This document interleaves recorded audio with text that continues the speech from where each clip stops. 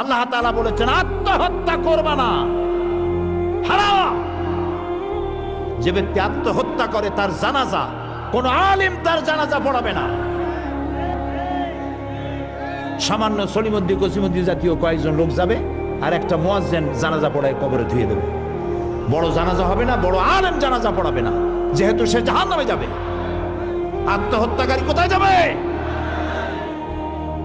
কিন্তু এই যুবক পোলাপানগুলি ওরা তো বোঝে নাই, ওদেরকে বুঝানো হয়েছে যে তোমরা যদি এই কামটা করো একেবারে বেহেশত তো যাবাই, মরার সাথে সাথে আল্লাহর সামনে গিয়ে হাজির হয়ে যাবে।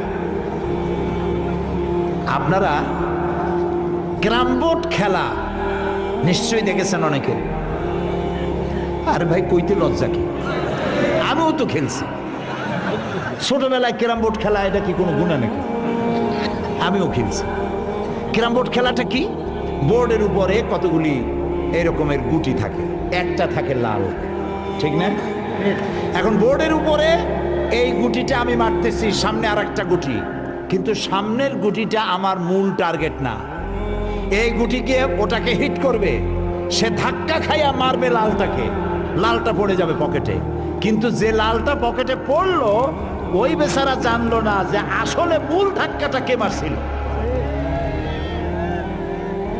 কাজী এই যে যুবক পোলাপানগুলি ইসলামের জন্য জীবন দিতে, জীবন দেওয়া সহজ ব্যাপার না। কত বড় নেশা, পাগল বানায় এদেরকে। মরবার জন্য এসেছে, মরবে সে। একজনে নাকি মোষ খুব বড় ছিল, হাত দিয়ে মোষ এরকম উঁচা করিয়া তারপরে মদ খাইতেছে বহুত কষ্ট করে। তারপরে লোকেরা বললো, তো তুমি এত কষ্ট করে মদ খাইতেছো কেন, হাত দিয়ে মোষ এত উঁচা করিয়া? কয় যে ওলামাদের কাছে শুনেছি কিছু পান করার সময় মোষ ভিজলে তা নাকি মকরু হয়। ও খাইতেছে কিন্তু মকরুর ভয় করতেছে।